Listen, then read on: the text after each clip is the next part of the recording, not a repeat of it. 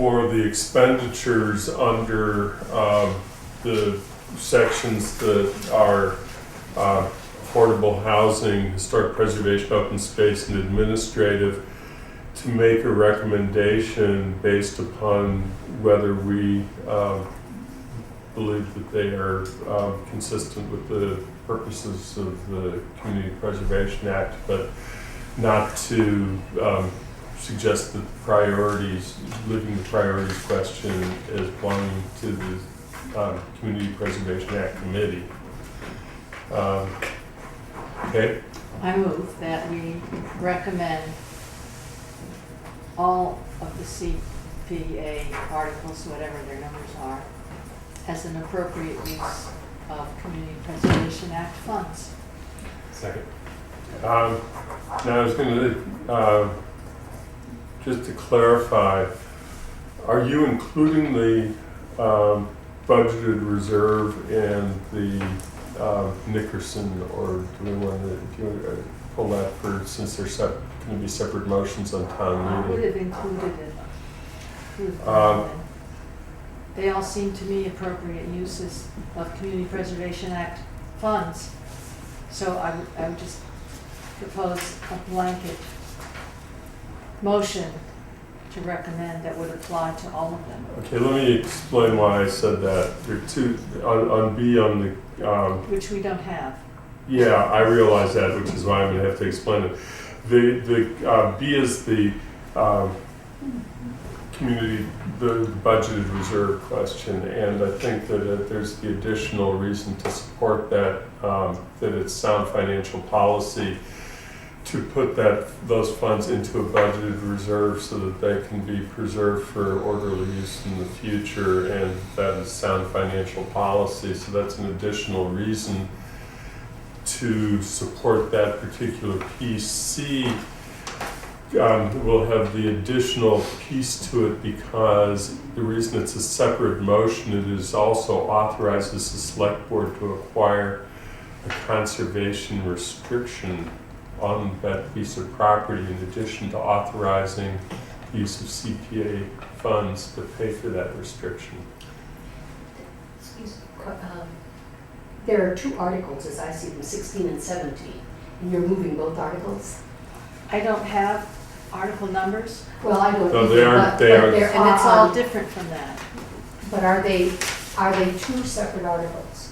It's all under Article 21 now. Oh, okay. 21 All right. A, B, and C. Thank you. Uh, Okay. So how do you want to handle your motion? I think I'm going to stick with what I made because authorizing the select board to enter into a, what did you say? Conservation restriction. That's not really a financial consequence for us, so I think we could just, we can explain it in our, in our explanation under it, but, and as far as the other one, I think it is good sound financial policy, and I think we've done it before. Town meeting's done it before, several times, when there weren't enough projects to fill out, enough worthy projects to fill out all the available money, and we're in that situation again. So, Okay. I mean, it's reserving the money for Community Preservation Act purposes, which is an appropriate use of it. Okay, so we have a motion now that has been made and is, we've clarified that the mover's intent is to cover what is anticipated to be subparts A, B, and C of the article as we expect it to be on the warrant, subject to select board action on that, of course. So we need to hear a second. So it's been a motion that's been made by Kay, seconded by Doug. Further discussion on the motion? Seeing no requests, all in favor indicate by raising hands. So it's 5-0 with 2 members absent. Thank you very much. See you at town meeting. Yeah, see you. Thanks very much. Chief? I do. All right.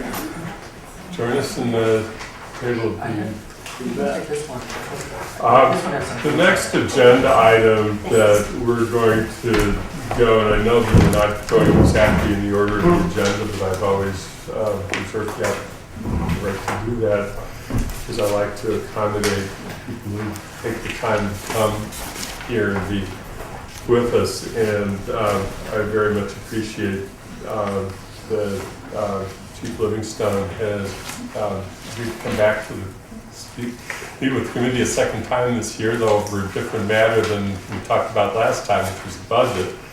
But this, there was a petition article, and rather than I express all of his concerns about the petition article that we discussed last week on the Secure Communities Act, I thought it was very helpful to have you here in person, so thank you. No problem. So we had talked last week about the articles some, and I filled you in by phone on what we had discussed last week and some of the concerns that had come up. But in the end, the committee's major concern has to be financial consequences. And that's what we really want to focus on tonight. And when I was looking at financial consequences, it sort of came down to costs and risks. Mm-hmm. And the costs that have been mentioned is if Secure Communities is implemented in the town, what might be the costs to the town of having the police needing to continue detainers on individuals? Do we have any idea of the number of individuals who would be given detainers, and what would be the expense of either transporting them to additional cost of transporting them for further detention or whatever might come up? And so that was one range of costs. The big cost, a second cost issue that I had identified in our discussions was not one that you really may have been or involved with, but the question as to whether there's any avenues of legal expense where we might end up being challenged as a matter of law because of the town, if the town were to take such a position. So there's a potential legal cost. Right. And then the third one that I know that you've talked with me about is the potential risk to Department of Justice grants. Mm-hmm. So knowing that we're talking about costs and risks, I may not have had a complete list, and I didn't mean to foreclose anything else that you may think of and want to present, but if you have any thoughts on it, we would appreciate hearing it. Thank Sure. you. Yeah, first, Mr. Steinberg, the questions you had requested of me, those are relatively easy to answer. You had requested information about the potential cost that the department might incur for any sort of request by Immigration and Customs to hold as retainers. Probably minimal. The next request we have from ICE as to hold as a detainer will be our first. We've never had a request like that. It doesn't mean we wouldn't have one, but we have not been requested that. If we were, that would potentially just involve a transportation over to the House of Correction, which typically holds any prisoners that we have for lengths of time, whether it be overnight or weekends. We no longer really get into the business of holding prisoners of any sort, even if it was a random drunk driving arrest for lengthy periods of time. We use the House of Correction for that. They're more suited for it, and of course we pay to have that service done. So those costs would be minimal. Litigation, you mentioned,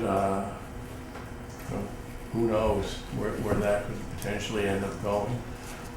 Town bylaw versus potential state and federal litigation. I can speak on the potential loss of grant monies. We were able to determine that We get most of our grants from two sources, either the Executive Office of Public Safety, which is the state end of it, or the Department of Justice, which would be the federal end of it. The Executive Office of Public Safety has specific language in there that mandates us, if we are to participate and receive funds from them, mandates that we supply them with fingerprints and information about people we arrest. So if we were told not to do that any longer, we would no longer be available for any of their funds. We couldn't participate. To give you an idea of what those funds amount to, we went back 5 years. Executive Office of Public Safety has given the Amherst Police Department $245,000 in grants. That's the last 5 years. So there is specific language with the Executive Office of Public Safety that we are to submit fingerprint information, arrest information to their office. So it's very specific. Jen Gunderson, who really handles the majority of our grants, said there is similar language in the federal grants, the Department of Justice grants. We currently have a grant through the Department of Justice for domestic violence that we co-wrote with the University of Mass Police Department and the Every Woman Center in the amount of $180,000, and we're about halfway through that grant. That pays for a variety of things: training, officer training, a full-time civilian advocate that splits her time between the Amherst Police Department and the University Police Department, and helps out at the court system with victims of a variety of abuses, not just domestic abuse. We are in the process of applying for that grant again. We have requested $300,000 in that grant. That includes a position for a police officer and investigator that would work more closely with the Every Woman Center, and we've also are writing that grant and have taken on a couple other agencies, Northampton Police Department being one of them.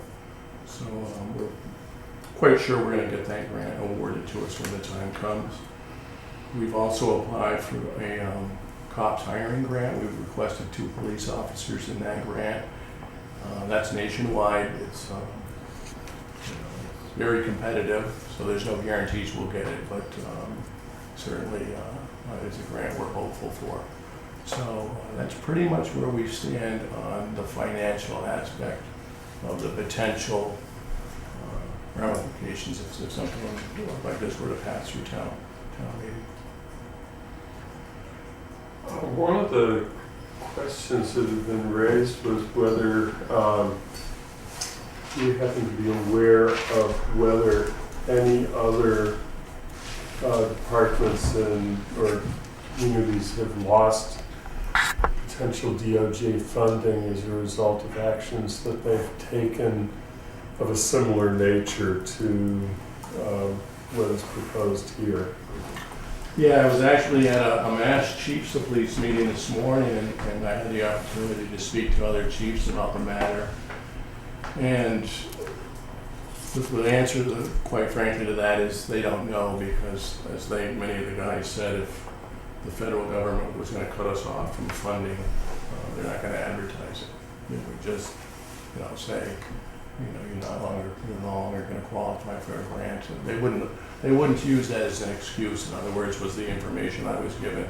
So I don't have specific information about other police departments or police agencies that have been cut off from potential grants. Nobody seems to have an answer to that. There's certainly, you have to sign contracts for grants, so if you are awarded grants, you have very specific rules that you need to follow. So you would know ahead of time, or I would know ahead of time, if this petition were to pass, that we would no longer be eligible for specific grants if that were the case. Do you happen to know, following up on that, whether the current grant, for example, has any requirements about participation in any kinds of federal programs or cooperation with the Department of Justice on other matters? You know, I don't, but what I was told was that the likelihood of the current grant being pulled back was unlikely to happen if this were to pass this spring. Again, we're about halfway through that grant. So they don't anticipate that we no longer be able to spend the money that we have left. The bigger concern was that we would no longer be eligible for those grants, period. And then I had one last thing, just to, and then I'll turn it to other members of the committee to see if they have questions. As I understand this process, and understand the resolution that has been proposed, or the warrant article that's been proposed, we would not be failing to provide fingerprint and arrest information. We would be exercising a regulation under the CFR Code of Federal Regulations to notify the FBI that we do not wish to have arrest information and fingerprint information that we provide sent along to another agency, specifically immigration. That's correct. And so the way you had worded the statement about the Executive Office of Public Safety mandate, I wasn't quite sure the two went together. Yeah, and I'm not either. I'm not sure if that would eliminate the potential for future grants with the Executive Office of Public Safety or not.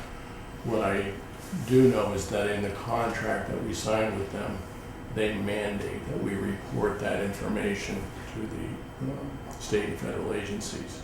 So, I guess I don't know the answer to how that might affect us. It's difficult to, all I know is that we have to report that information, specifically the arrest information, forward fingerprint scans to them. And if I read the petition correctly as well, it sounds more like they're requesting or demanding that the FBI no longer forward the information to other law enforcement agencies as well. That's kind of how I read it as well. So it would seem that the question for the Executive Office of Public Safety, and it's a fairly important one, is whether their requirement is to provide the arrest and fingerprint information, or whether it's to provide it without reservation or limitation. And we would need either through our own inquiries or through town council to find an answer to that, because if we didn't, we would be placing funds at risk. That's correct, and I know there is some follow-up that I'm going to be doing with I know this meeting was geared towards specifically the financial end of it, and I know that we're doing some follow-up on the other end on what are the ramifications on the legalities of it, so there's additional information that probably will come forward prior to town meeting. But if it's not, it turns out that they're legal questions, I think that creates a higher risk to the grants, because then the department that is in that situation isn't running risk. I believe that's true, yes. Okay. Other, Kay? You see? I did have two questions, and not strictly financial. Okay, go ahead. One is for Jeff. This is the bylaw that's proposed, right? This petition article, and it says the agency, being the FBI, shall immediately cease dissemination to other agencies of criminal history record information originating in town limits. It doesn't say Immigration Service, it says other agencies. So that might include other police departments in the nation. As I read it, it would include police departments, so any information, if if you'd arrested somebody in Amherst for a serious crime and reported that to the FBI, they couldn't tell any other agency, any other police department? No, so the disseminating agency would be the FBI. Right. So the FBI could and does collect in the NCIS all of the different reports from all of the different police departments and other law enforcement entities, and puts it in their database, and they can send information. They can collect it within them, and they can check it against other reports from police departments. And if police departments ask them for what's in their database, the FBI can say, yeah, well, it's in, this is in the database. What the FBI can't do is send it to external or other agencies like immigration, for example. I'm just Or reading- other police agencies, though. Yeah, because I'm there just is reading what it says, and what it says is Right. shall cease dissemination to other agencies, and it doesn't specify, and that was something that troubles me a little bit. And the other question I had, just one more Yeah. question. What's the enforcement mechanism for this bylaw? In general, town bylaws are enforced by the police department, isn't that right? Yes. Is that, So what would happen is that the police department, actually the town manager would inform the Department of Justice that we are invoking this regulation, and whether they enforce their own regulation or not, it's up to the Department of Justice. right, I understand that, but Yeah. what if the town doesn't do it? What if the bylaw is passed Mhm. by town meeting, but the police chief or town manager or whoever decides not to follow it? I suppose what would happen would be whatever happens whenever somebody in government doesn't follow the bylaws. Which, It's usually a police action at that point, so. I mean, in this case, it wouldn't be a criminal offense. It would be a civil offense. I don't know the answer to what happens if the town government doesn't follow its own laws. Most of the bylaws in them spell out, again, bylaws we're talking in a general sense are at a local level. So there are the fines, the punishments are built into them. So yeah, I mean, those questions are excellent, and those are questions that are concerning to me at the next level.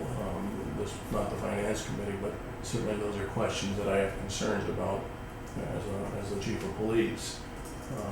Is how that affects our ability to both get and receive information, from a source of a variety of different entities that give information about arrest across the country, and also really what teeth it had. Is this just a mechanism to get the word out, or is there really any teeth behind it at the local level? And I don't know the answer to that specific question. There would be no enforcement, obviously, by the Amherst Police Department. There's no action we could take against the FBI if they chose to basically thumb their nose at this. And can I speak to this? Yes. I've actually spoken with one of the lawyers on immigration from the ACLU about this, and there are two other municipalities, I believe in Connecticut, who have, not through a bylaw, but through an executive order, made the same request that this bylaw would make. That is invoke 28 CFR 20. And they have received a response from the federal government that says, to the effect of, thank you for your direction and your invoking of this regulation. However, we're going to continue to do what we intend to do. It's worth noting that when Governor Patrick opted out of secure communities, the response from the Department of Justice, from ICE, Immigration and Customs Enforcement, was that's great, but it's no longer going to be a voluntary program, it's going to be a mandatory program. When Springfield and Northampton opted out, they didn't get a response, as far as I know. So, in one respect, and that is in terms of the financial reprisal by refusing a grant or something, that's probably a good thing, that the Department of Justice is likely not to take it very seriously. On the other hand, it is worth saying and worth putting out there, I think, largely because when these entities, when the Governor Patrick did this, and when cities and counties across the country did push back, there was a change in policy, and I think that's part of what we're hoping for, in that we prevent what is going to be a very problematic situation from happening by taking such actions, which may not immediately yield, cause the Department of Justice to say, okay, we give up, but will eventually get them to change policy so that we can avoid that problematic situation. To your other point, it is worth noting that there's nothing in the bylaw that would actually prevent the Amherst Police Department from distributing any information to anybody, actually. So the Amherst Police Department could send information directly to ICE. It would be really nice if they didn't. Was that? We don't. We don't, right. No, I understand, right, and that's great, that's wonderful, and I hope that policy continues. But there's actually nothing that prevents Amherst Police from distributing it to, it actually does not call for the police department to stop distributing it to the state law enforcement or to federal law enforcement. It just says that when the information is sent to the FBI, that they follow their own regulation and not distribute it to anybody else. And so there is no limitation here on where the information can be sent. There is no restriction put on the police department by who they can release this information to. They're just saying that the FBI cannot release it to another agency. Actually, I think that Kay's raised a very good question because as I've read the regulation many times, it doesn't take long because it says it's only a couple of key sentences. It could have been worded in the proposed bylaw to say that the instruction is not to disseminate to immigration as opposed to not to disseminate anywhere. And it would be narrower and more to the point of what's trying to be achieved and have less havoc, if passed, on the operation of the criminal justice system within the community as a whole. I think that was somewhat of an overreach in the statement and in the way it's worded in bylaw. There was a rationale to that, and that is that 10 years ago it used to be called Immigrations and Naturalization Services, and now it's ICE, and there could be a new iteration or a new subdivision of Department of Homeland Securities and so on and so forth. And so it was probably it could have been narrowed, but it would have been it would have been difficult to narrow it because maybe ICE isn't going to be called ICE tomorrow or a year from now and 10 years from now and so forth. But I understand the point. The point is certainly valid. That's Sandy. Chief, I'm sorry I didn't ask you this question before, but as listening to the conversation, it occurs to me, could you just talk a little bit about how we make use of this resource of being able to share information through the FBI as we're conducting investigations? Because sure, we could share our information with every other city and town in the country, but it seems that this is sort of a clearinghouse, and when you're conducting an investigation and you're trying to find out about a bad person, that this is a central repository, and it does have a secondary financial implication, because if it's more efficient to do their job a certain way, that could have a financial implication. But could you just a little bit talk about that from a law enforcement point of view, how in fact works when we share information? Yeah, I mean, we share information from a variety of sources. Obviously, we share information as locally as we'll call up and have our IFC report system are tied into many local police agencies. So we'll know if a local agency dealt with the same individual we did last night. And it goes then as far as national. where obviously the federal government has the money and the resources and the ability to collect information from all over the country. So if we have an individual we arrest and that name goes into the system, then we will know literally within seconds if that individual was wanted for anything anywhere else, and or what the potential risk he has. That information can be gathered by police officers in their cruisers on their laptop computers. So there's an element of safety that the officers are very dependent on for information like that.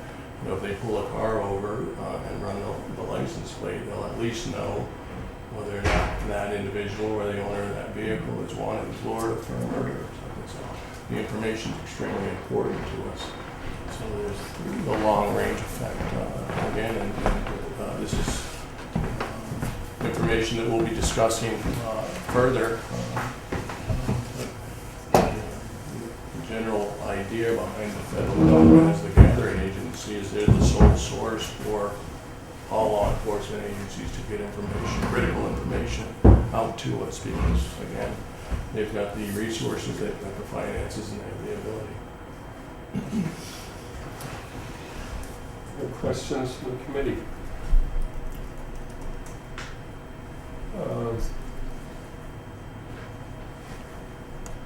I think that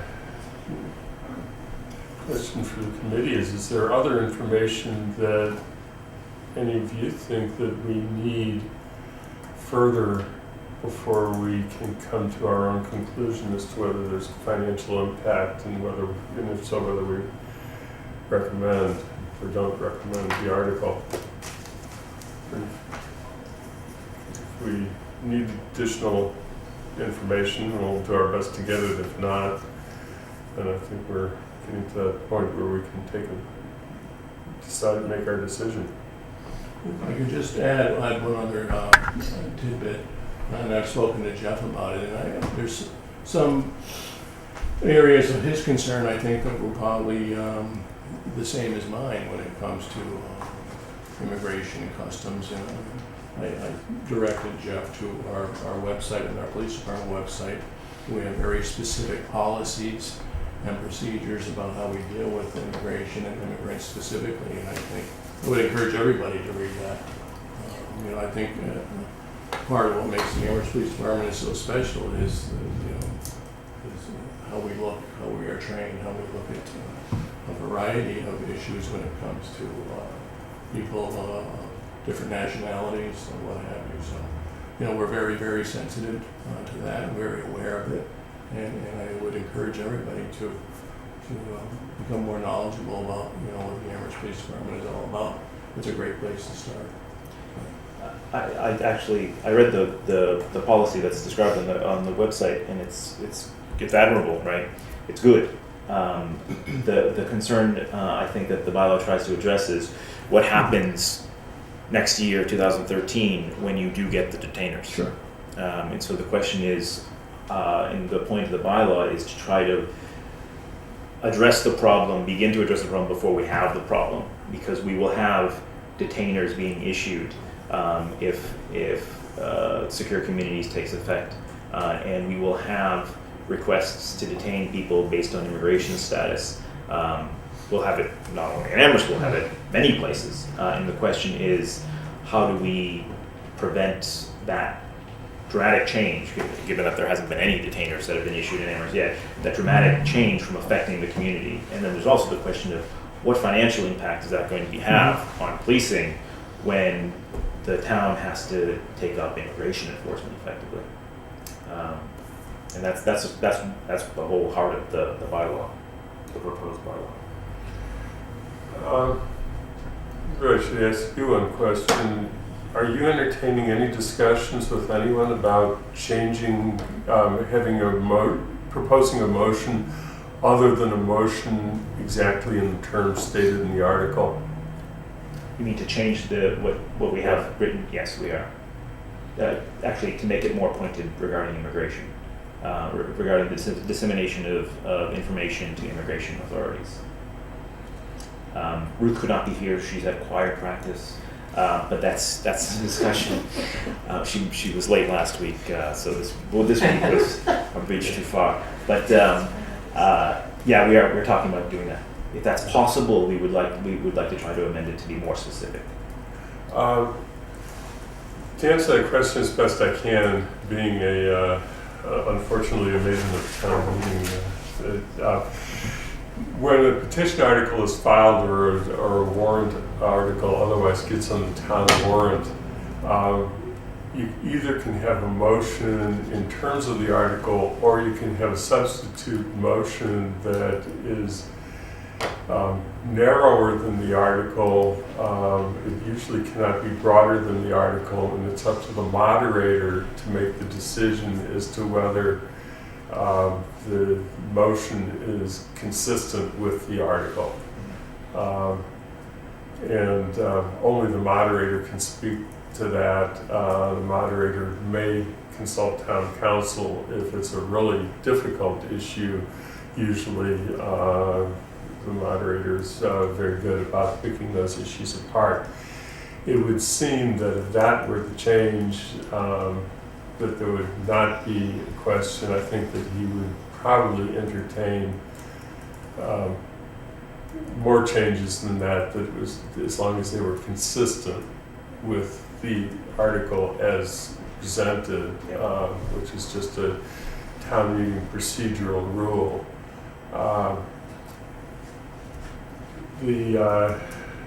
I guess my other thought on this, and then I'm going to turn back to the committee to see what the committee's wishes on this are. If we did this, passed this bylaw, and the FBI went ahead and conveyed information to immigration, which is where we're concerned about anyway, and the detainer comes in, I believe, and the chief can correct me if I'm wrong on this, that if a detainer comes in, that the department has to act on it. As currently, yes. And this bylaw probably won't change it, and then it would be a question of whether somebody, either the person being detained, most likely, or somebody else, is going to try and raise an issue based upon the fact that the detainer was illegal, and whether the detainer was illegal because it was based upon information that had been shared that wasn't entitled to be shared, and which then gets into a litigation cost question, because I'm not entirely convinced that the town would end up not being a party to that lawsuit. It doesn't have to be party to the lawsuit, but I would suspect that it would be.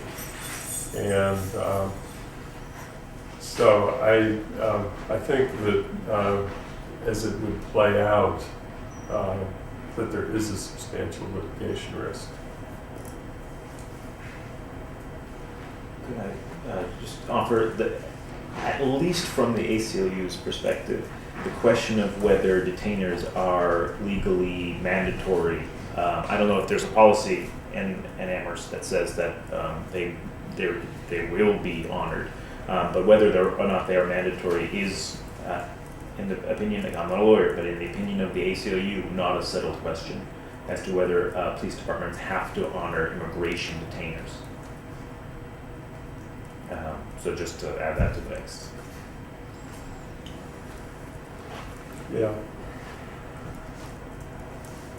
And probably not, there's no way to give an answer to that now because you're talking too much in the hypothetical then.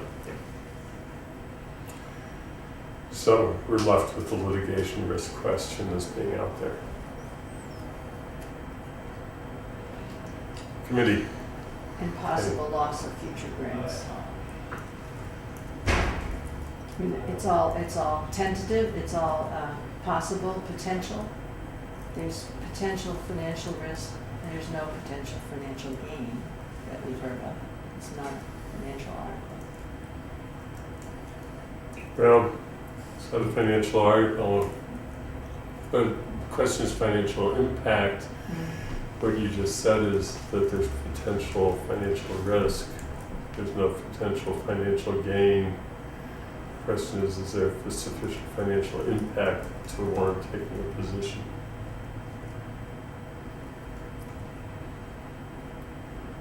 So either the committee needs to take action or hold the matter over, but I don't think we're going to hold it over too long. Yes. But personally, I'd like to think about it a little bit more. Just because, we've sort of heard continuing risks, and I want to think about those in context of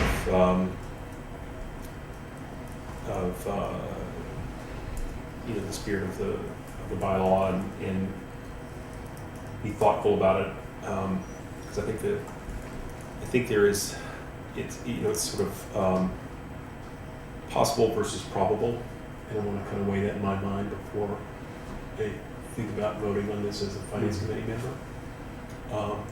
That might sway my vote one way or the other as far as a financial impact question. I think there's a potential for financial impact. It's possible versus probable, I think, is sort of the subtlety of this one for us in that regard. And so given that, I want to personally mull that over a bit more. That's not to say I want to put this off for 4 weeks.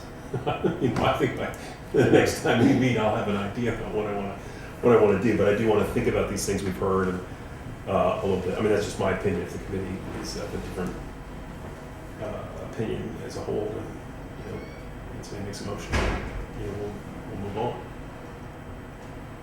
Yes. Well, I guess if we're also going to be really seeing something else coming at town meeting, not what we've already seen, I think I would rather vote knowing what we're going to be faced with at town meeting rather than this, as long as you are agreeing that wording will be changed. It will be proposed. I can't guarantee, of course, whether it will be changed, which is why I did not bring it up. So I'd like to wait. Okay. You see, our choices as being between making no recommendation and not recommending. So I don't mind waiting. I really wish this had come to town meeting as a resolution, or a resolution that the town manager issue an executive order. I don't like it personally. I don't like it as a bylaw, but that's what we have. So I don't mind waiting to decide till we see what the motion's actually going to be. And in fact, we may not in that case have a chance to talk about it and recommend it. If the revised version isn't finished until it comes before town meeting. Yeah, because motions can be changed up until time of town meeting takes Or it up, during town or meeting. even during town meeting and amended. Heather, I think regardless of when it comes, it's still a potential. We don't know one way or the other. So even if I think about it for 2 weeks, I'm going to be confronted with, well, maybe we'll be sued, maybe we won't be. I think it's one of those things that we don't have an answer to. And I guess at this point, I would really not take a position at all, because it isn't clear. And that doesn't, I mean, town meeting we'll still have the opportunity to vote on it. But my preference would be, since we don't know and we won't know, that I would rather take no position as the finance committee.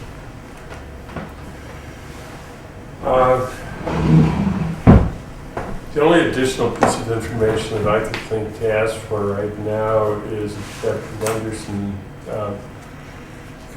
since she's our grant expert, could check with the Executive Office of Public Safety to find out if they have any rule or regulation that indicates that if we place any limitations on the provision of fingerprint and arrest information, whether that would affect our eligibility for grants under their program.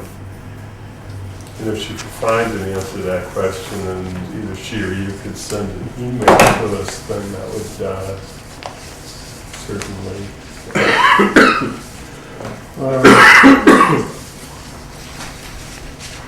I'm sorry, I forgot all about the grants. There is a financial implication on that part. I was thinking of the litigation part of it. So I guess that would give me a different point of view. Yeah, and of course, we haven't heard back from town council. I don't know if town council will have an opinion for us on the litigation cost question. So I think that we're back to actually the question as to whether we're ready tonight. It sounds like we're not. Take a position. I won't press you for an answer to that, just you probably don't know. And if she doesn't have an answer, that's fine too. But if that isn't available information as to whether they have any particular rule or regulation within the executive office that would be something we should be aware of. Again, we're sending it, we're mandated by the contracts that we sign, and I have some of the rules and regulations for the contracts with me. But we are mandated, if we accept the terms of that contract, to abide by them, and that's where I put my signature on them. And one of the mandates is that we furnish fingerprint information to those that are arrested to the state police, Massachusetts State Police, who then in turn would send that information on to the FBI. And that's without limitation, as far as you're aware. As far as I'm aware. When you say that, so when you say you send it to the state police, do we then not send it both? Do we send it both places at the same time, or do we send it just to the state police? We no longer send our information directly to the FBI. All of our information goes directly to the Massachusetts State Police. Massachusetts what? State Police in Sudbury. So how do you, can I ask? Yeah. Sure. So how do you check somebody's ID against NCIS? Does the state police do that for you? Well, we have the ability to check a nationwide search on our computers, so that that federal agency information is available to us. So we can check anybody's ID. What we are giving out as an agency goes to the state police. So we don't send them to two separate entities. Our information gets sent to the Mass State Police in Sudbury, who then disseminates that to the Federal Bureau of Investigation. And how do you know if there's a hit in NCIS, in the FBI's database? Because we have access to that. So then at some point you then send, so you have access to that, and so you send Jeff Napolitano was just arrested, and you send it to NCIS. That's correct. Okay, so we would do that a is nationwide search. Absolutely. Yeah, right. So that's July, the yeah that's the that's the national database. right. Yeah, that's okay. So that's okay. That's You- what happens. Question? We'll do I'm a little bit late on this That's conversation, okay. but you will do a nationwide search for what? Want some warrants to see if they're wanted. If that person is wanted. That's correct. Yeah, and I suppose that we table the matter. What I think we've come to as a matter of process for the Finance Committee report is that we are going to probably do the report in two parts to give us more time for some articles.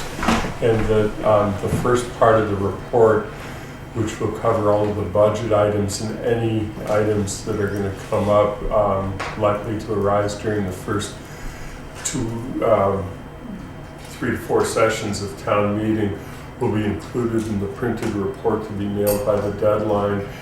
The later ones, which was mostly to include zoning so that we didn't have to rush our decisions on zoning, that we will submit a supplemental report which will be distributed at town meeting at the first night, and by email and by posting on the web. but that this is a mechanism to take us out of the pressure to make decisions on items that come later in the agenda or a town meeting as quickly as we could. And while that was to buy us some time around the zoning ones, it also picks up the petition articles because we think that the petition articles, with possibly one exception, which this isn't the one, are likely to be, as I understand it, towards the end. As a matter of fact, I don't know if they all might be to the end. Right now, 3 of the 4 are listed as the last 3 items, and the other one is one for the restoration of funding is listed to be right after the budget articles. That's right. That's right. Thank you. So thank you very much. I appreciate you being here. It's been very informative, and I have to say that it's given me the opportunity to learn a whole lot about the market procedures. Certainly, my pleasure. Jeff, nice to meet you. Yeah, thank you. You seem very excited. You seem more happy than I would think to be learning about all these mundane sort of It's things. not my day. Yeah. I'm mundane. All right. It's important. And, Yeah. you know, as I said before, my opinion about the trying to accomplish as far as the closing the underlying program is a different matter. Yeah, thank you. Okay, then moving back to the agenda, and I took those out of order for the reasons stated.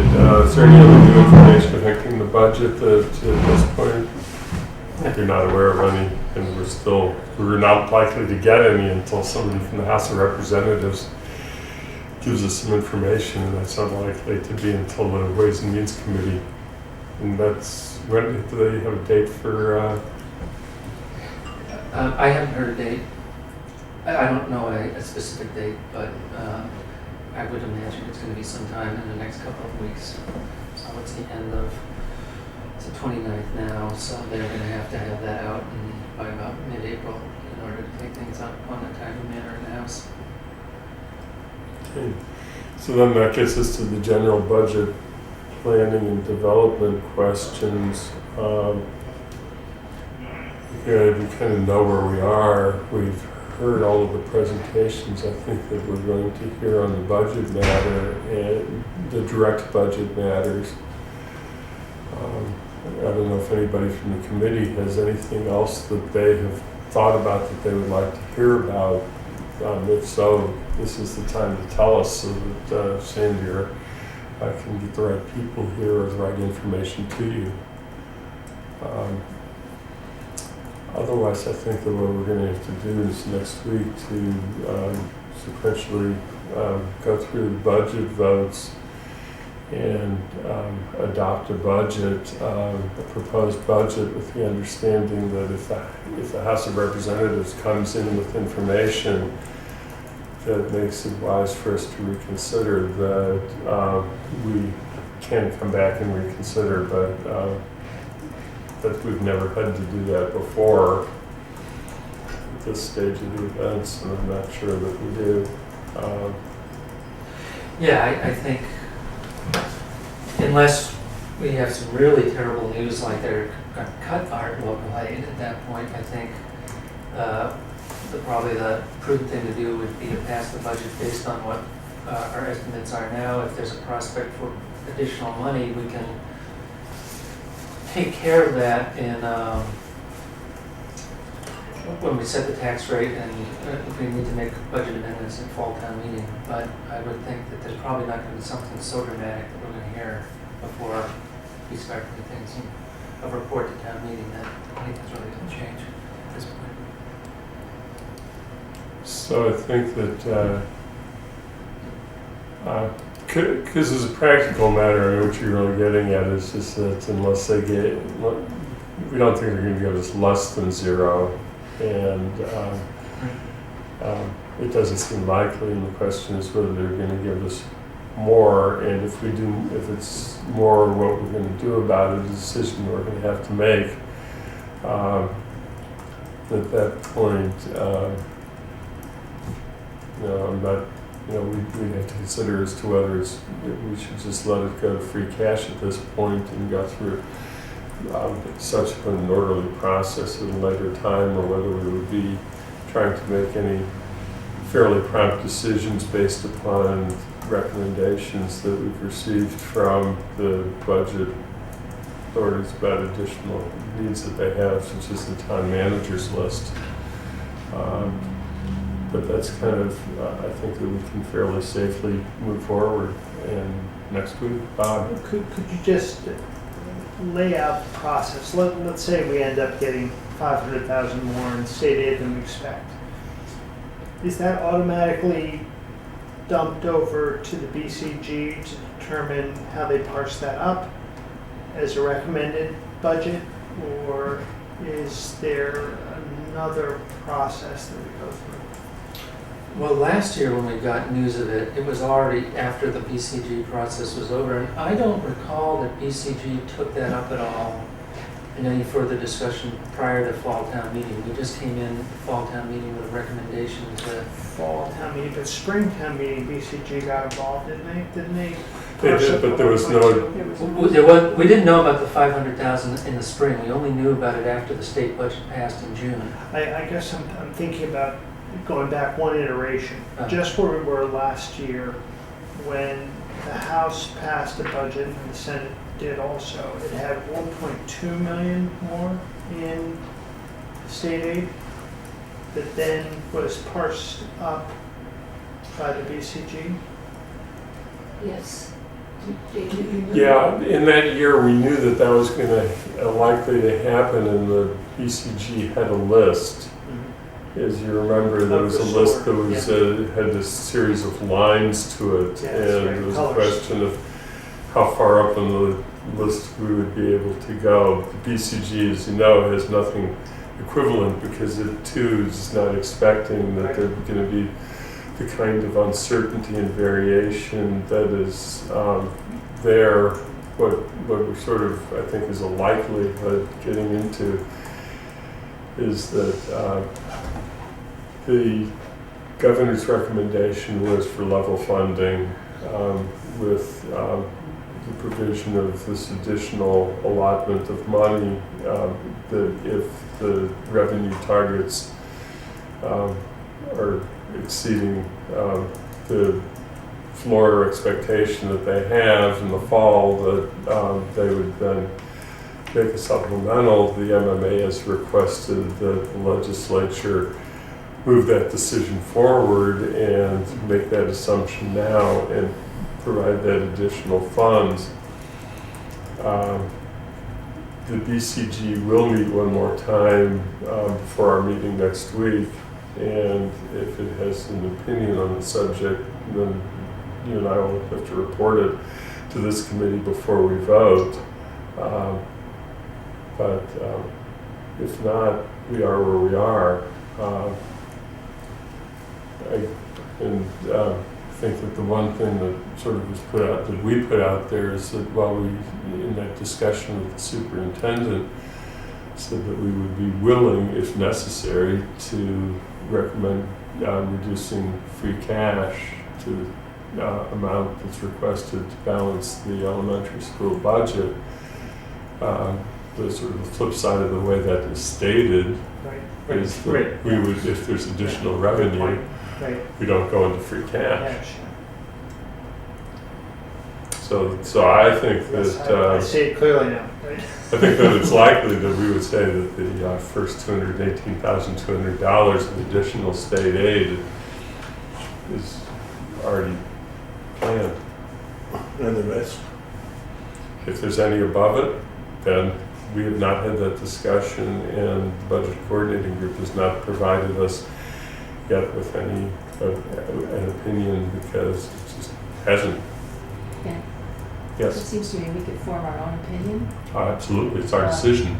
Yeah, about where that money should go, like to fund the That would be exciting. Just too exciting. It's just a possibility. Just a but thought, yeah. it's just Right. a thought. Start funding, I should say. Sure. Um, Town manager has several times spoken very strongly about the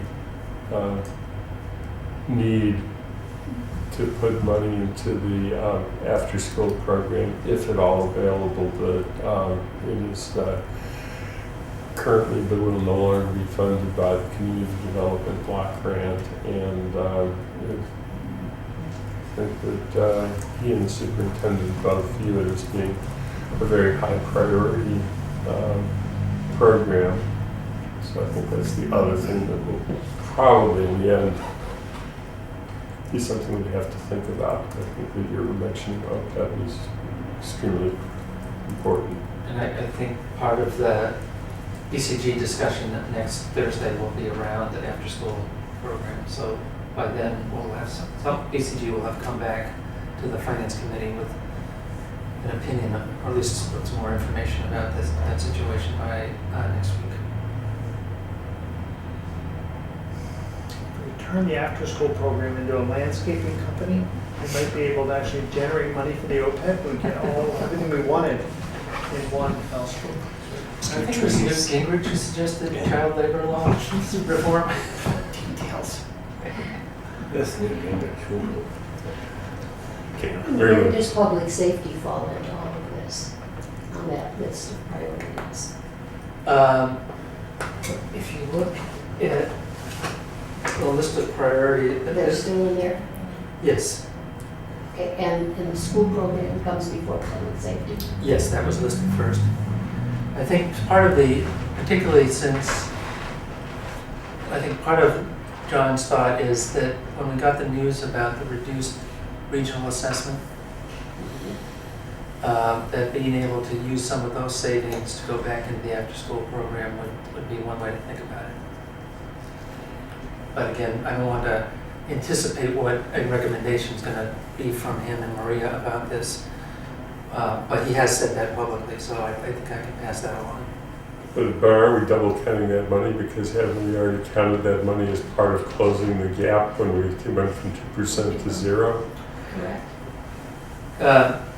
But if you remember when I presented the revised version of these sheets here, one thing that I said is that I had brought it to a balanced budget, but I also lowered some of our other local receipt estimates.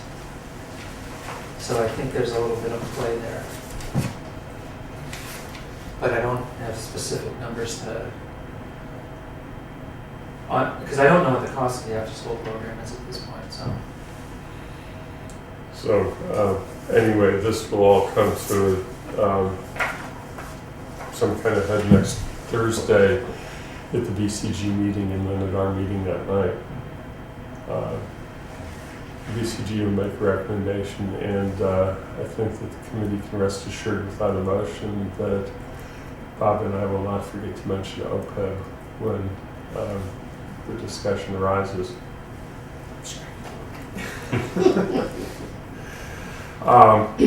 So that's where we are with the budget planning and development. I don't think that there's anything more that we need to do on it tonight, unless somebody else can think of something.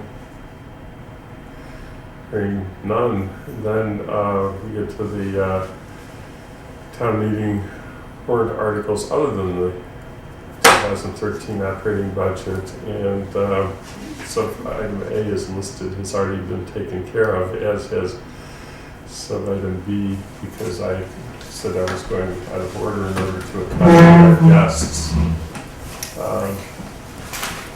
that had agreed to come at the beginning of our meeting.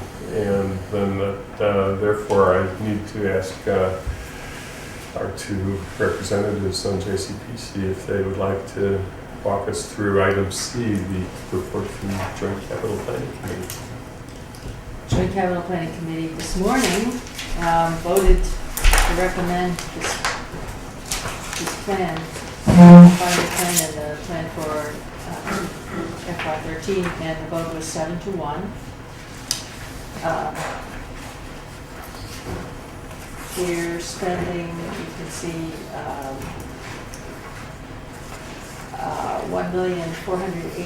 $1,488,804 for equipment items. Some of that will be new ambulance supplied and Okay. defibrillators. Yes? What page? I'm on page 3. Oh, sure. I thought I gave did you it. one. Right at the bottom of page 3. The ambulance fund is going to supply $255,000 of that. And borrowing, there's going to be a borrowing item that will include several, borrowing that will help pay for several things in this budget, including $275,000 for police radio equipment. The public safety is going to be required by January to go to a new narrowband frequency by the Federal Communications Commission. And the police require, they need all new equipment because they've been on broadband for all this time. And some previous capital appropriations that either weren't used or they didn't use all of it and they've been closed out. We can use $32,000 of that. And taxation will fund the rest of it. And buildings are on page 5, and all the details are in here about what's going to be done. And it's all also in the spreadsheet in the back, which I'll get to in a minute. Buildings, we're recommending a total of $426,396. We borrow $185,000 of that. One big item is a generator, emergency generator for town hall, because during the October snowstorm, lost all communication, including the 911 system, because there's no power in town hall. Let's see, is that the biggest one? I'm not going to go through all of them, because you can see it in the back, but yeah. The generator, $85,000 is complete installed cost? 85,000? Yeah, Yes. yes. Installed cost. Mhm.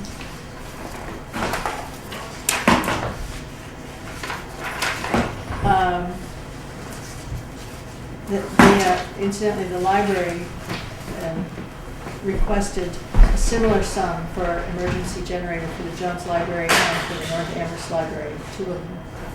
And that was a request that JCPC did not recommend also. A whole variety of things under buildings. The facilities, and the fire station. That's the other thing. $184,000 for repairs to the fire station. Where are you on that? I'm on the top of page 6. That it needs a new roof. It got there's flat sections of the roof and peak sections, and the last time any of it was replaced was about 35 years ago. And there are leaks that are coming in. A tree. There's a tree growing on one of the roofs. Wow. Oh. And the floor, the apparatus floor, where the engines and ambulance are parked, is the original floor, and it's 82 years old, that building. And it was built for much smaller vehicles, and it's disintegrating, so it needs quite a bit of work to fix it. So that's the other big one, and that's going to be part of the borrowing. Facilities. Where's the total borrowing? Sandy, help me out. What's the? I didn't find it. Yeah, the total borrowing, if you look to the spreadsheets, Right. I think it's, Borrowing line. yes, on this page here, The first page of the, the first page of the spreadsheets. Spreadsheets, yeah. So it's About the middle, it's just ninth about the orange. page of the document. Right under the column that says FY13 in a gray area, it says borrowing, it's $1,071,000. Right here. On the first exhibit? okay. On the first spreadsheet? Yeah, there's a line item called borrowing, Yes. Yes. Over the 4.68 million. That was fiscal 11. That was That's fiscal a- 11. for Or 11. 2 more. Looking at fiscal 13. So 13 is 1.071? Yes. And then on the subsequent pages on your own, whenever you see a number, let's see if I can find a line where it is. All right, line 26, which is on, Yeah, you see that? And that's in gray, 125,000. yeah, That's the radios, the police radios. Yeah. That's part of the borrowing. okay. And then you see there's a dump sander truck further down for the DPW, line 105. So that's where you can see what the items are that are gonna be financed by Are there borrowing. certain items that are financeable by law and others that are not? I think it's, Bondable by law, in chapter 44, section 7 and 8 define bondable projects. I really wish you had command of the law. You're slipping there.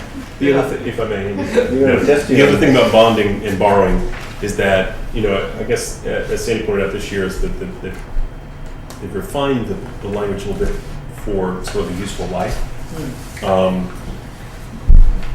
But basically what that means is certain things you can borrow, you have to borrow shorter term for, some things longer term. You always want to spread it out as much as you can, but it's typically with a useful life. So when we did the road borrowing a couple of years ago, depending on whether we were reconstructing or resurfacing, made a difference about how long the borrowing could be for. The same holds true when you buy equipment and that sort of thing. There's useful life aspects of that borrowing factored in. So is this million a 5-year term? For some of it, for the radio equipment, it's 5 years, and the trees will be 5 years. The truck is 10 years, and I'm trying to remember what the other term is going to be.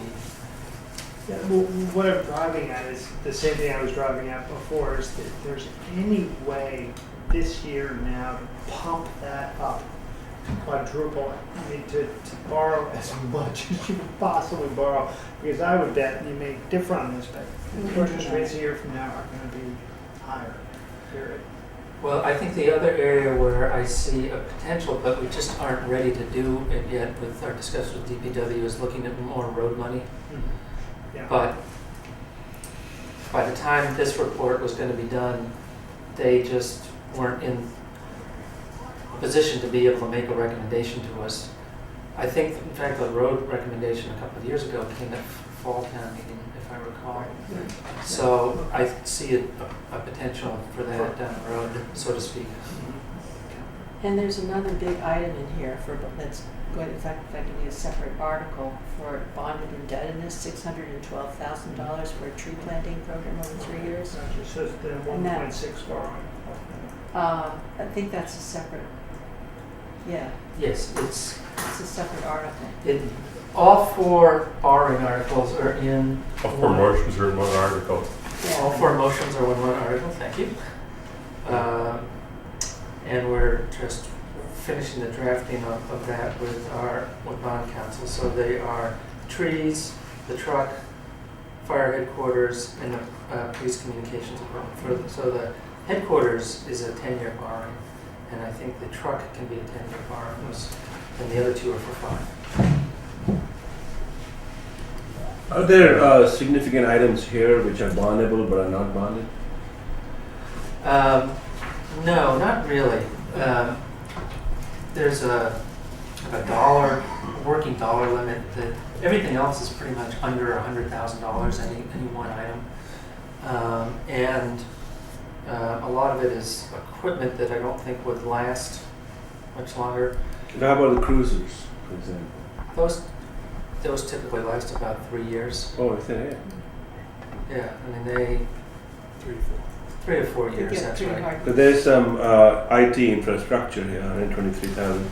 That is essentially a lump sum, and it's for replacing laptop computers, servers, switches, routers, and the school information technology has a similar kind of. How about the ambulance?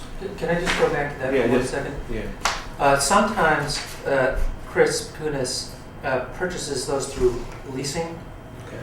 and he doesn't have to be doing that this year, just because of where old leases have run out and new ones might come up in the future. But that is a form of bonding, essentially, leasing, because, Sure, it's not upfront capital. right. It's because you're basically spreading payments over time, and then you own the thing at the end. It's having somebody else do the financing. So for IT equipment, in fact, you can say that we do a form of debt borrowing, but not through issuing bonds. Sure. And the ambulance, this last one? Yeah, sure. The ambulance, I think, could be, but the fact of the matter is that the source of that funding is from the ambulance fund. So we accumulate enough money in the ambulance fund so we can pay cash for those large pieces of equipment. And so we've not bonded those in the past. I mean, I agree with, in principle, I agree with Bob's point that the interest rates really are incredible right now. If we have sufficient comfortable debt capacity, and I'm not really sure I understand how much we have, but if we have sufficient comfortable debt capacity, we can carry more debt. It's worth thinking about it. I mean, Andy, just what I would comment to that fact is that I would say that the $1,071,000 is probably the bondable items that are ready to be bonded. Yeah. I think, I could find, you can easily find, matter of fact, where you see debt exclusion on this front page in orange, where it says $8 million in fiscal 14 and $4 million in fiscal 15, which is, ostensibly a placeholder for South Fire Station.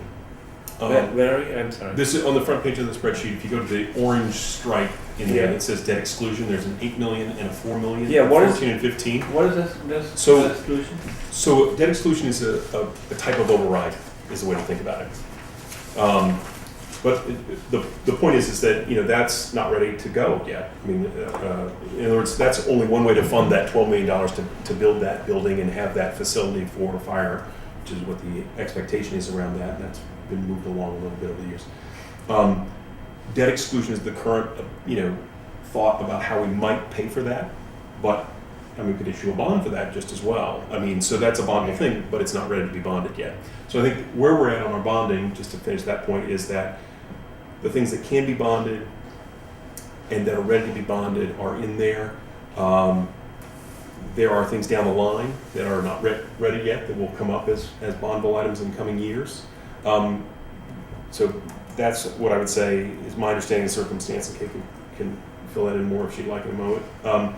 Regarding debt exclusion, so debt exclusion is a type of override that's allowable, and what that does is it adds a particular stripe to your property tax bill that is solely dedicated for the payment of the debt associated with that project. So you actually have a vote for that object on the ballot. If it passes, then that piece goes on to the property tax bill of everybody. The current one we have like that is a debt service for the high school renovation and addition, which is close to retiring, isn't it? But as soon as the debt's paid, then that comes back off the property Oh, I see. Okay. tax. So it's a way to fund it. That's So essentially $8 bonded. million means what here? This means that at that point in FY14, that amount is going to go up on the property taxes. Well, it would That's- it's got to pass first. That's a placeholder, as Doug So, said. placeholder. Currently, we have had a recommendation from the town committee that we need a fire station. We have no land, we have no plans, we Okay. have no contract, but this is a placeholder in the budget. Okay, thank you. Can I just add something about the Yeah. borrowing? We didn't borrow anything last year, we didn't bond anything last year. Then the year before, the debt was mostly for the roads, the road projects. So I think Sandy recognizes this is a good time to be bonding and put as much into that as he thought was reasonable. Right, I really did try to find those things. Sure. And then the only caveat that I say that we didn't bond is we didn't bond for general fund things. We did do a lot of bonding for water and sewer, but not for general fund projects.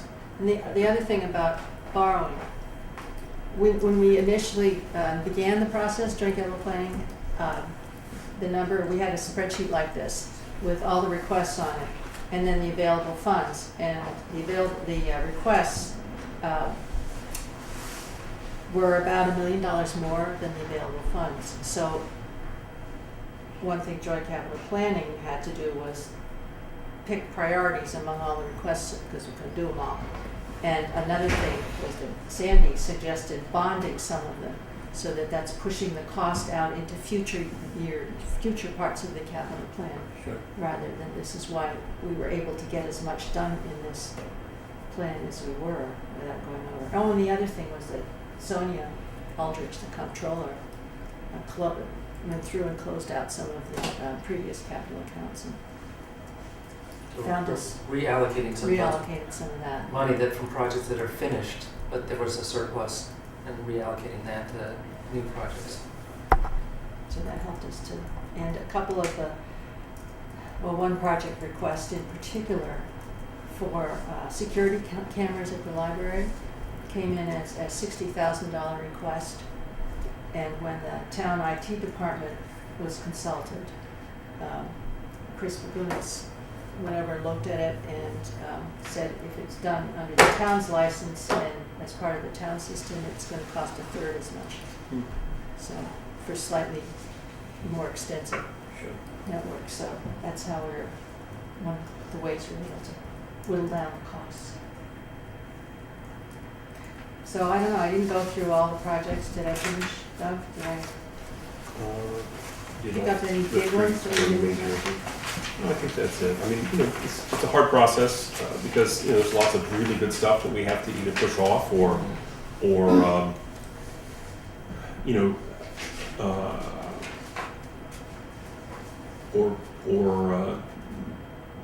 seek more information so we don't feel it's ready to put capital toward it at this point in time. It's not that we don't necessarily, there's a lot of projects we like. There's just not the money available at the present time to do it. Do you want to talk about the 6.5%? Because Oh, yeah, Right. I should. That's right. The Joint Capital Planning Committee starts off with the assumption, as we have in our Finance Committee's financial management objectives document, that spending 10% of the tax levy every year on capital is about enough to keep our capital assets where they should be. We haven't spent 10%, I was going to say in my lifetime, but in my memory, we haven't spent that much. And we went down as low as 5.75% a couple of years ago. This year, we're recommending 6.5% of the levy, which is pretty much what we had last year, but since the tax levy is going up, it'll be more money than it was last year. And we're hoping in future years to bump that up to 7% of the tax levy. Because if we can do that, we have a chance of keeping ahead of deterioration on capital for the town. The capital budget is always in competition with the operating budgets. And since joint capital planning has representatives of the school committee, the library trustees, and the select board, as well as the finance committee, I think everybody on the committee is well aware of the competition from the operating budget. But at least when we're sitting around this table as a joint capital planning committee, I think everybody can see what the capital needs are. So I would hope that in future years, we certainly don't drop it below 6.5%, but I would like to see it go up another 0.5%, another 0.5%.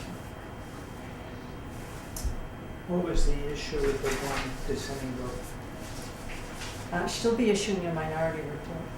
You can see she had some process issues about the process issues that she was one of the library trustees, and she thought that more of the library's proposals should have been funded. I think That's a short story. she is going to issue a minority report. Yes, but One other thing, we were talking about, if there is additional revenue to the town, we talked about OPEB tonight a little bit, just as a potential piece of it. Obviously, the after-school program is, obviously capital projects are also things that could be funded with additional resources. And I don't think it would be hard to find a few. no, I've got a short list. So, I mean, that's part of the mix too. And a valid place to spend it as well. It's as always, we have plenty of things to spend money on. It's, making judgments about what's best at this point in time.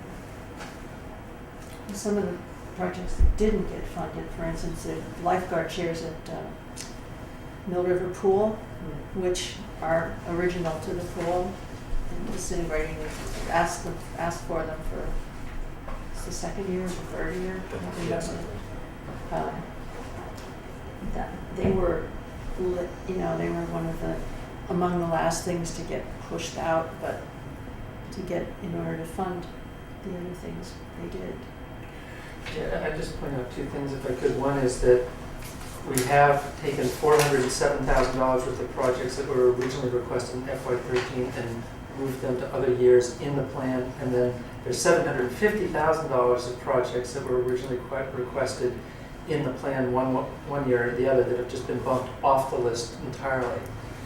And so that's just some example of some of the tough choices. The other thing, just I want to close. Sandy, is there a listing of those programs that have been bumped up? Yeah, if you look at these spreadsheets, Yeah. you can see that on the unfunded list at the very far right column. Oh, yeah, I see that. Okay. And I just want to point out one final thing is, if we stayed at 6.5% for the next 4 years of funding, we would have a total gap between requests and resources of $1.7 million. If we were able to go up 0.5% a year, we would actually have sufficient funds to cover everything on the list. So it just helps inform the discussion about how we allocate our resources between operating and capital. And I just want to also about the further out years where everything looks very orderly and it looks, like it's more or less balanced if we go up 0.5% every year. These out years, projects that are listed, it'll be totally different next year. Some of them will still be there, but we'll have new projects that have been suggested. We'll have emergency projects that came up. There was, like this year, the fire station roof and the floor they've never been on before, but they were identified as a major problem. 2 years ago, the library elevator needed $50,000 worth of work on it, which had not been in any previous plan. So there will be other projects, and we'll have to reprioritize next year. And just to piggyback on that, the sooner we can get back to higher levels of capital funding, the less of those kind of hot button, gotta fund it this year's situations you run into is the idea. You can't plan for everything in that regard, but a lot of those things can get remediated in a more timely way when we can fund capital at a higher level. I think originally when the fire station was on the list, we anticipated a couple of years, 3 or 4 years ago, anticipating having capital at a sufficiently high level percentage of the levy so that it could be funded within the capital plan. Well, that's just not going to happen. So we'll have to find a different way to fund that.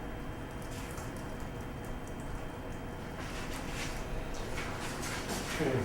Further questions on the report? Good. Is the ambulance fund limited? Someone mentioned, or both men mentioned, that interest rates are down. What about buying an ambulance and interest rates and using some of the money in the ambulance fund for staffing for public service?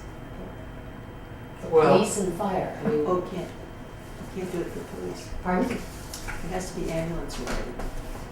The whole ambulance fund has to be ambulance related, so the money in the ambulance fund is not used throughout the town for general fund. It is used to supplement the fire department budget and okay. to some extent the dispatch budget, but and then capital is for those three purposes. Oh, It does have to be, dispatches the ambulances. Right. Yeah. fire department. That, There's a nexus between the source of funds and what it's funding. so then if it can it be used for people? Well, yeah, it effectively does. It subsidizes the part of the cost of maintaining the fire department staffing.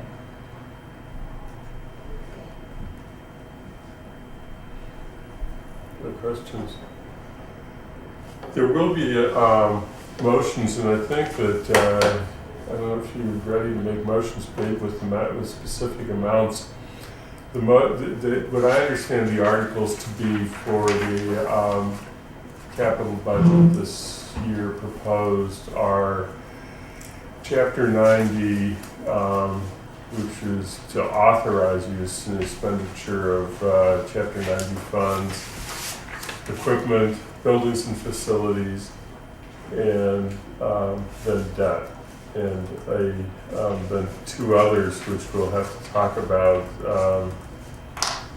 debt rescission and debt repurpose, which are complex issues that earlier had to do with prior years. I have not yet, since we just finished this morning, I have not yet figured out what the dollar amounts should be in Okay, those. so we won't do this tonight. Have you, Sandy, So the dollar amounts for the separate warrant articles? for the JCPC articles or the capital articles? Okay, I'm sorry. The JCPC articles, the ones that Andy just talked about, Chapter 90 is 500,000, I think. I'm actually waiting to get a number on that one because what we talked about at the warrant review committee was putting in a number that is the whole Chapter 90 authorization, which goes beyond the 500 that's in the JCPC report. And I don't know that number yet. I'm just waiting to get it from Guilford. So it's still a draft. Chapter 90 on your, I didn't mention that, but it's on the first of the spreadsheet. You can see. I see the line item, yeah. Yeah, that's Chapter 90 highway money. It's funded by the gas tax, and it specifically comes to the town from the state for use in highway repair. We use it on highway repair. Occasionally, we use it on trucks. It's just an allocation to the town by the To state. the town, yes. And we've used it previously for trucks sometimes, trucks that are used in road repair. And the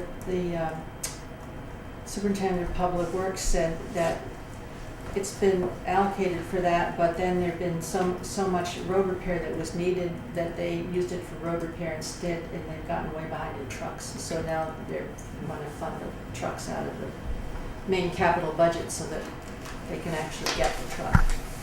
They had a truck that one of their big expensive trucks was old, and when the driver was driving it, the firewall fell out and the steering wheel fell out What's while he was driving it. Is there a truck here in the spreadsheet? I'm looking for the truck here, pickup truck? No, it's, The Public Works.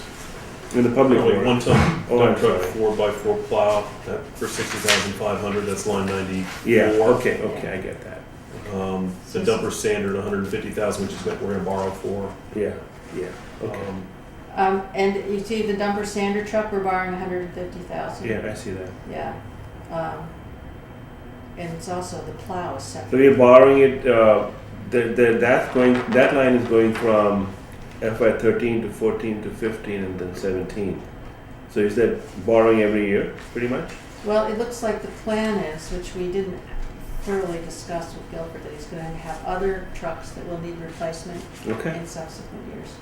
Fiscal 15, you notice it turns yellow, which is back to chapter 90. Yes. Okay, I see. Thank you for the color coding. It I know, really is helps. much easier to understand. Yeah, we- How, It's really beautiful. Did John develop this, I think? I think so. We It's- take almost a whole meeting just to learn, because the thing is, the color of the letters has an importance as well. So Sure.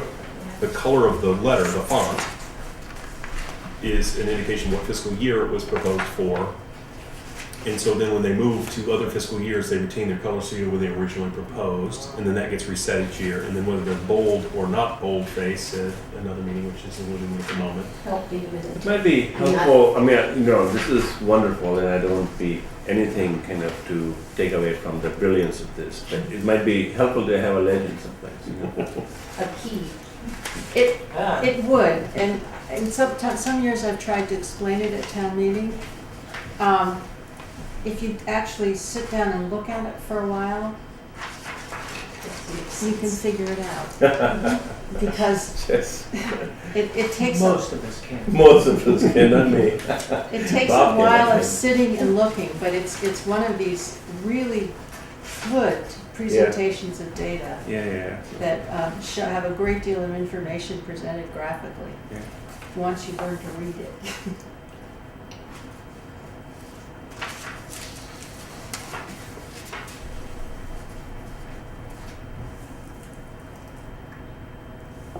So,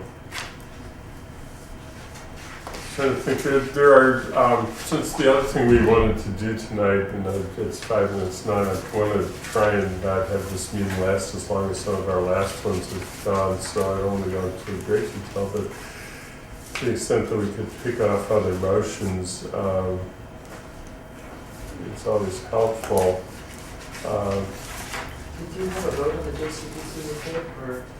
We don't have the numbers, we would have to vote on the articles. We're going to vote on the articles, and so usually we don't vote separately on the report. What we do is we vote on each of the articles that's to come before town meeting, and so unless you have a single number to propose that goes with an article on any of those that I listed, and strikes me that under the circumstances that the other two capital JCPC articles that I mentioned, the debt rescission and the debt repurpose, we probably need to wait until after the entire committee has the warrant. I actually had a question about that, because JCPC didn't discuss debt rescission or debt repurposing. I was talking to Deborah about this, and I thought that maybe in fact should be a select board article, because it's the select board that manages the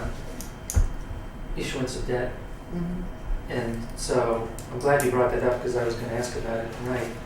It does seem to me that those are select board articles, not JCPC articles. Yes, because JCPC's charges to recommend a capital plan, and this is a separate issue. Yeah. Yeah, I think, I mean, that's, makes perfect sense, and, but it comes back to the still, it doesn't, I'm glad you brought that up, but it doesn't change the point that it's going to be hard for the committee to understand the articles, which are already hard to understand when you see the language without the language. So next week we'll have the warrant. Sure. So I think those we're going to have to postpone.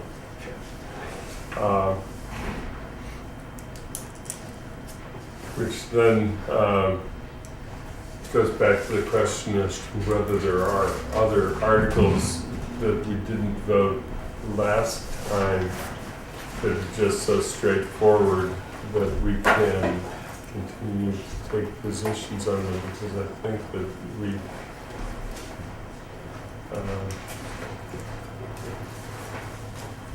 give the notes where we got to. Let me just review what we've done so far.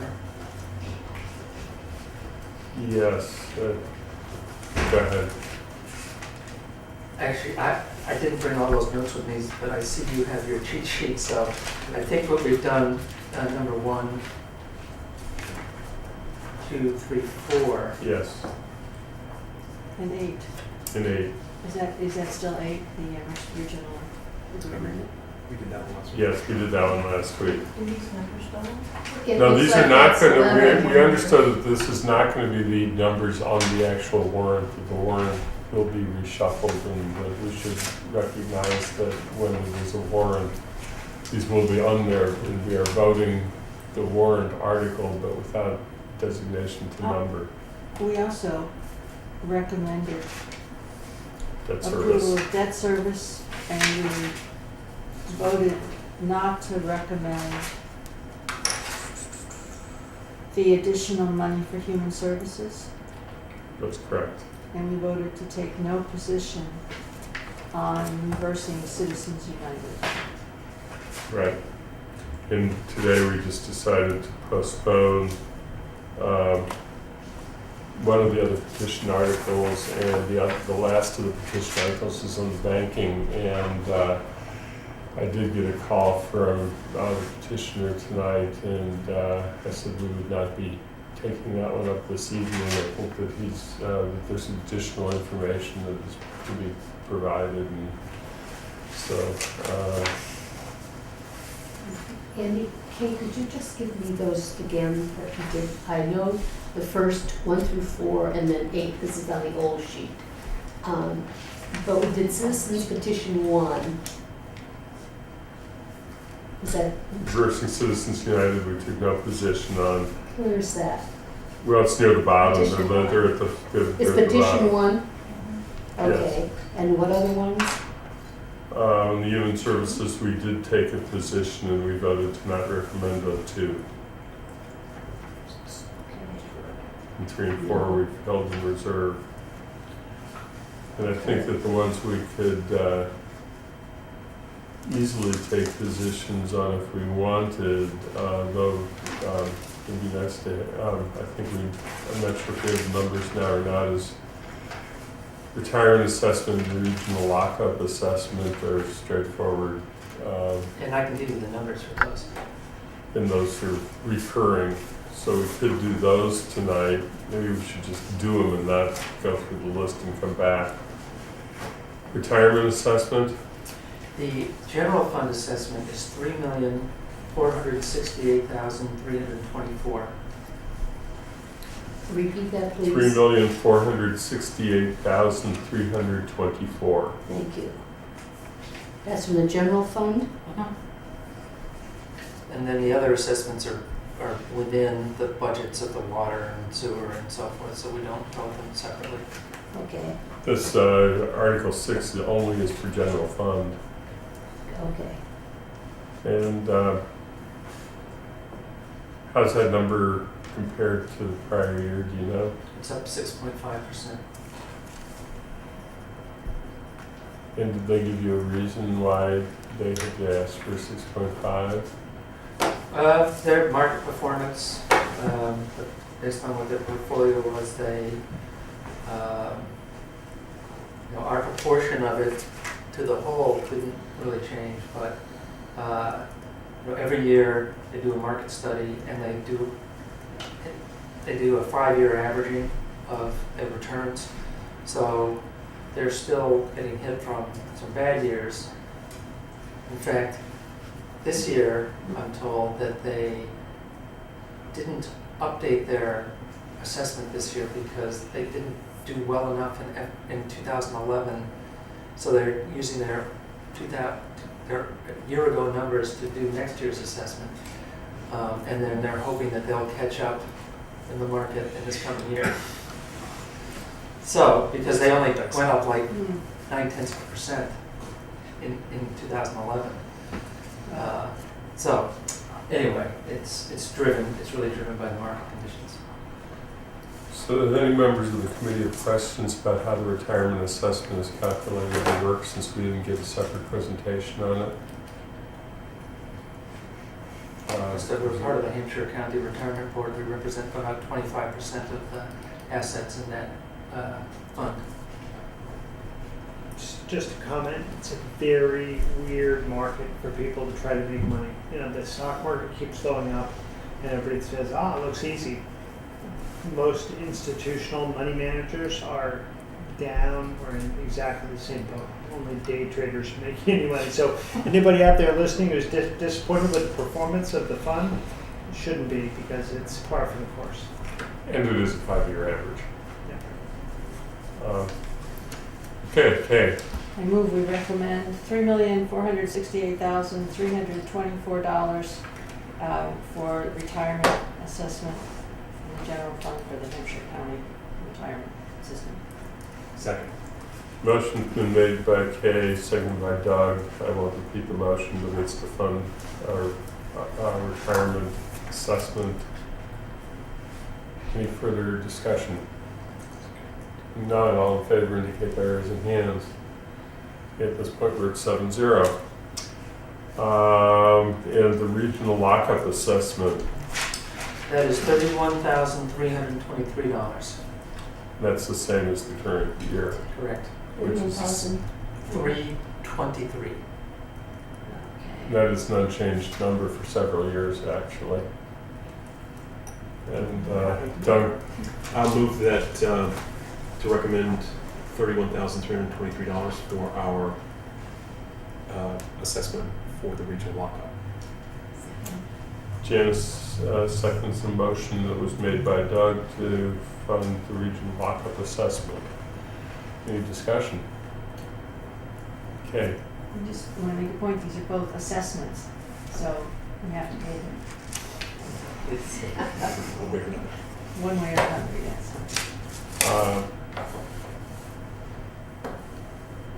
Nonetheless, we have a motion on the table, it's been made and seconded. Any further discussion? All in favor indicate by raising hands. Okay, we have 7-0 again on this particular motion. We've done the regional, we're holding all the other budget, holding the reserve fund recommendation. This is the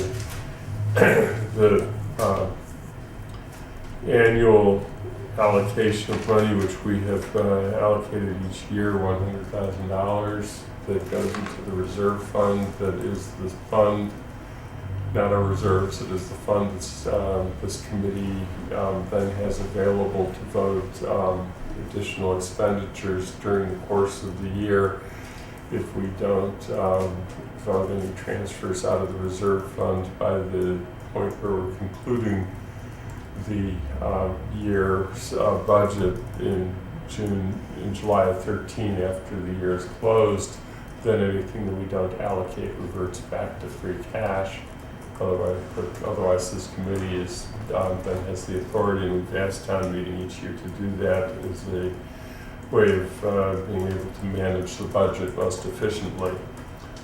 So that's the request again, I believe. It is. Doug? I'll move that we to recommend $100,000 for the reserve fund. Is there a second? Second. Okay, there's been a motion that's been made by Doug, seconded by Kay to allocate funds to the reserve fund in the amount stated in the motion. Anything else to be said on this particular motion? Not all in favor indicate by raising hands. Okay, so it's 7-0. Capital programs are the next ones on the list that we've been given, and they're going to be deferred until a subsequent meeting, possibly next week, when we have exact numbers that can be provided to us. When it's labeled as rescission and repurposing on this sheet, 15 and 16, we're holding off for next week because those are very complicated matters, and I think that you need the wording of the warrant articles, which you'll have by next week, because the warrant will be signed by next week, I believe. So, It's signed tomorrow at 10. that will take, we'll be able to get back to it. Community Preservation Act, we've already voted, and that includes Nickerson property, which is here listed as separate, but is not otherwise. It's probably going to be, as we said, it's going to be part of the regular motion. So we've really already voted it as part of the regular motion. That was clear. So then it takes us to free cash and stabilization. I think what we need here is motions to defer to town meeting, because we can't vote those until after all other budget articles have been disposed of. Doug? Did we take those positions a couple of weeks ago, I thought? Or did we just discuss that that's how we usually do it? I can't recall. But I thought we took those positions that we normally take on those two. On which ones? On free cash and stabilization. I can't find the vote. No, No, we because did not. the free cash, this would be for using free cash to supplement that 13 budget, and that's the discussion around what we're gonna do about the school budget. Right, but, I mean, we typically take no position until, we defer to town meeting is the position we take at the present time. And I thought we made Oh, you that think we motion, voted but to do I think that? we voted to do that, but I don't recall. I don't think we did vote. No, I to do don't think so. Okay, Doug. I move that we defer to town meeting our position on free cash and stabilization fund. I'll do both of them. That's fine, I'll allow that. Doug has made that motion, is there a second? Sure. Okay, Bob seconded. Any discussion or questions on the motion? Not all in favor indicate by raising hands. Okay, so it's 7-0. We are going to have to get presentations, which we couldn't give tonight because Wilford is out of town on the street acceptance articles, so those get postponed. The sewer easements for Harkness Road also require a presentation. The local historic district and zoning, See, I don't have that on this. I don't either. It's a historic district. No, I meant the Hardness Road sewer easements. No, I don't have That that. must have gotten on after this one Yeah. was put out. oh, okay, then there must be a subsequent listing. So we can't vote on it because we don't. Well, we don't have it, we don't have the presentation, I'm just telling you, then let me just tell you what else is coming. There are street acceptances for Sunrise Avenue and University Drive, and we'll get those presentations. We may want to take positions on them fairly expeditiously because they may be on the earlier part of the warrant now. Yeah, they currently are scheduled to be before the budget. Yeah, and the reason for that is that, and that is going to be another item I have to bring up to you, but to do a little bit of, to push the budget back just a tiny bit, to do everything we can to help out because we don't want to reach the public safety budget during the first week, and we're going to have to talk about that because Chief Nelson is going to be out of town during the first week.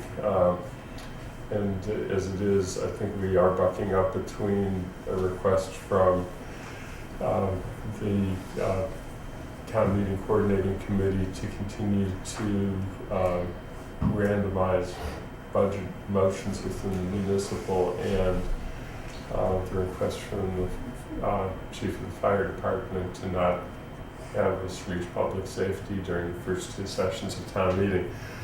So then I'll come back to that issue, just want to get through this. So we'll get anything that has to do with sewer easements, which you don't know about, apparently we're aware of, but will be on, that needs to be presented by Mr. Mooring. Also, the Historic Commission, do we know who's making that presentation now? Is it,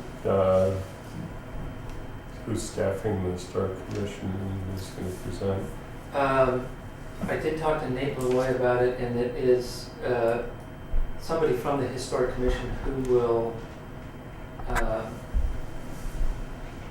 present this. And he wasn't going to be in contact. I just don't happen to remember the name of the person, but he was in contact with them about having them come. Okay, so what I was going to come to is that the Historic Commission recommended article on establishing a local historic district. And the 4 zoning articles,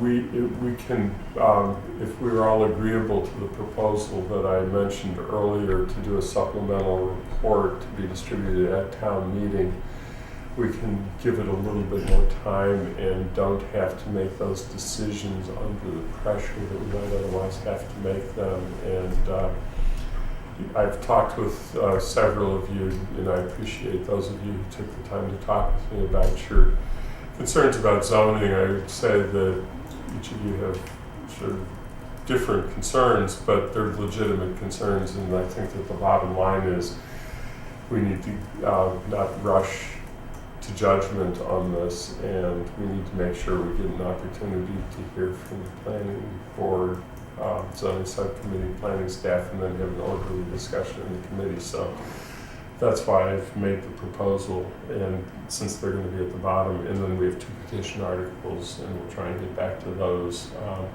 But we don't really have to do that quickly if we put that into a supplemental report too. So that kind of takes us through the warrant, and I don't think that we need to decide the question of the order of the warrant tonight unless somebody wants to take up the issue for discussion.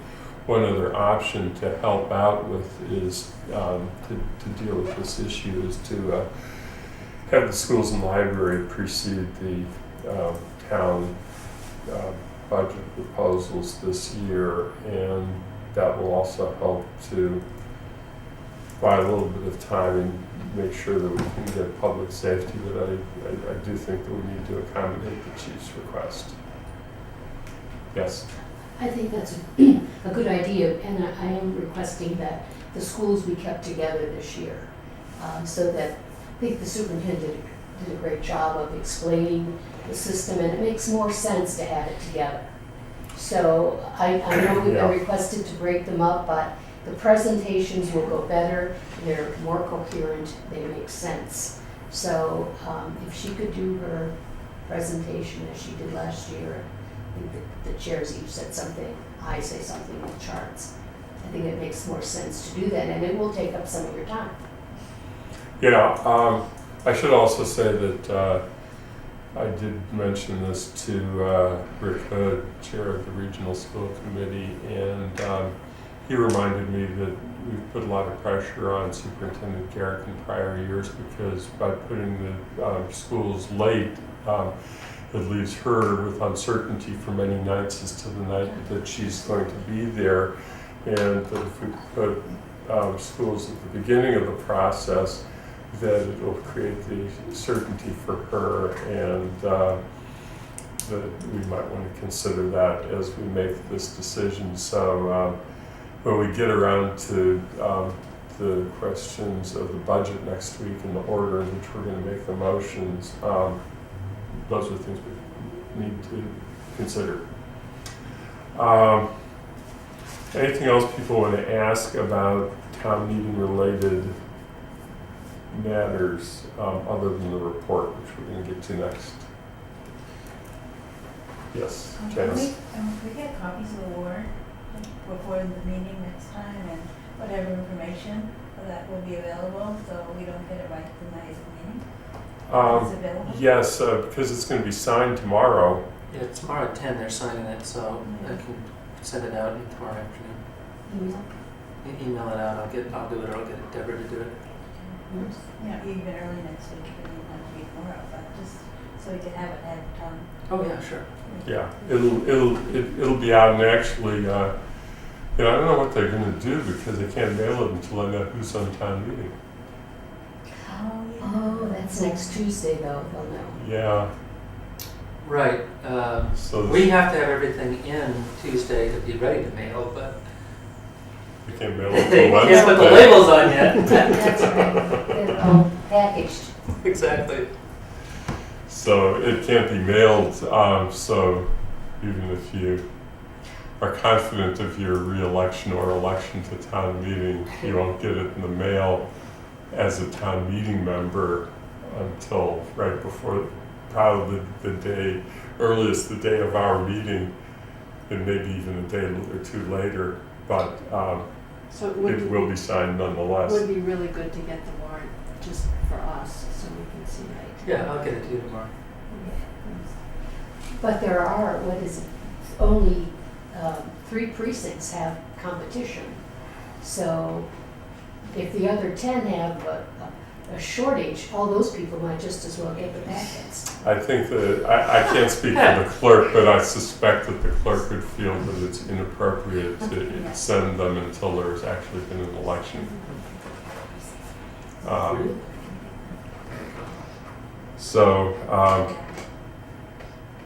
That the question of the report, I have today completed a first draft on that opus that is the beginning of the report, and I've asked Kay and Sandy to do the best to take a look at it, and then I want to get it to you because I want you to, and I will, when I get it to you, I will highlight some language that's in there. In particular, and this gets back to the zoning question, there is a statement that was in there last year that pertains to zoning. And what it says is that after receiving the recommendations of the long-term planning committee, which Bob was co-chair, one of the financial recommendations of the long-term planning committee was that to the extent that the new growth had to be a part of the strategy for long-term financial planning, because to balance the budget we needed new growth funds. And then we've said in our report that we consider that policy as recommended in the long-term plan from the committee as a factor when we consider other warrant articles, including zoning articles. And so I've left that statement in the draft, but I think that we do need to have a discussion of that because I'm not sure that there has been that there is agreement after having talked with 4 of you individually, and I have been very careful to not violate the open meeting laws by quoting anybody's comments to anybody else. But I do think we have to talk about that. That is a policy question that sort of, from our discussions of the past meetings, is I recognized it as soon as I read last year's introductory section. But there may be other things in there that are policy matters, and also it sets out general policy flavor and recommends a lot of things that are important policy matters. So I want to make sure that you have an opportunity to review it and comment on it. So we'll do that.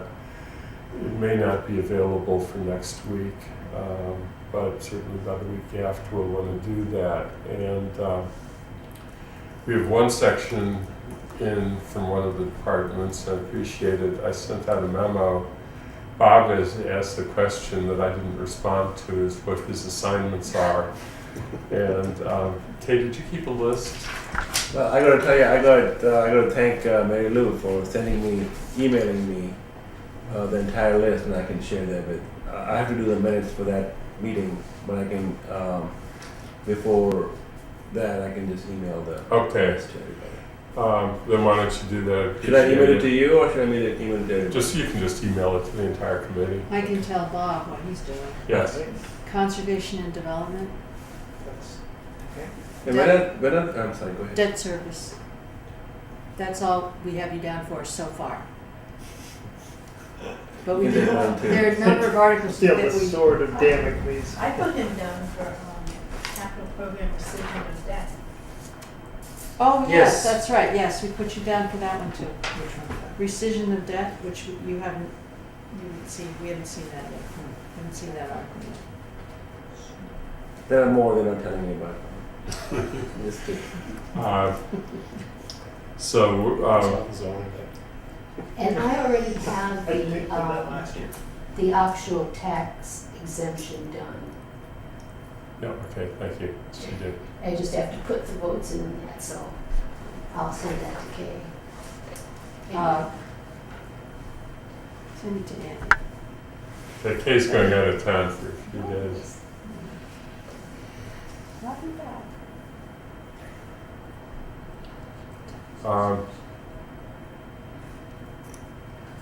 We're just going to have to keep doing the best we can to plug this along. We do know that the deadline is, I did not get a response from Deborah Roussel yet, but when I asked her as to whether the deadline is indeed the 17th or if it's, what is the deadline for the second mailing? I thought it was the 20th. Well, I'll have to look. okay, why don't you check with her and then Deadline for what? what's the the final deadline for the completion of the first part of the report.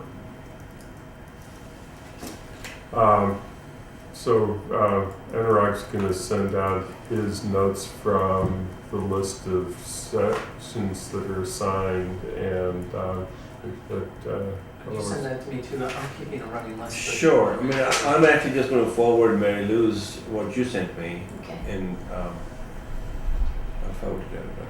okay. And then if there's any corrections that need to be made, if people have Sure. questions about it, they can call me, and either I can resolve it or we can resolve it next week. When are those things write-ups due from individuals, from us? Well, we ask that to the extent possible, if you can do a first draft of the narrative sections, this is particularly on the budget sections, but really on anything, we can do it by next week. It would be very helpful because we can comment upon it, but it's not that we don't have additional time. It's just trying to move this forward as much as possible. We may be able to readjust the deadline after I get back the answer that Sandy's getting from Deborah on the mailing date, because that could push us back several days.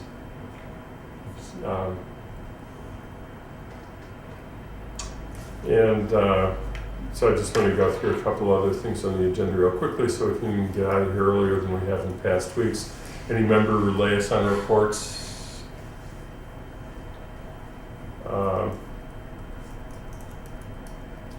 The only thing I would say is that the first of the forums on the regional school regionalization committee is now Wednesday. I think it's April 11, whatever that Wednesday is, it's in there. And there will be further notice on that. And it looks like it's going to be at the high school library and not here in town hall because of availability of space. We don't have any minutes to approve, I don't think. And the next meeting is next week at 7 o'clock, in which the principal issue is going to be to vote every one of the budget sections, the amounts, and adopt the budget so that we can move forward with that. And I don't have anything I didn't anticipate, so I think a motion to adjourn is the only thing that's left for the night. Move to Yeah. adjourn. It's been a motion to adjourn, and we're adjourned at 9:30 p.m. Thank you, everybody, and thank you, Amherst Media, and thank you for getting us out a half an hour earlier than we managed in the past several weeks.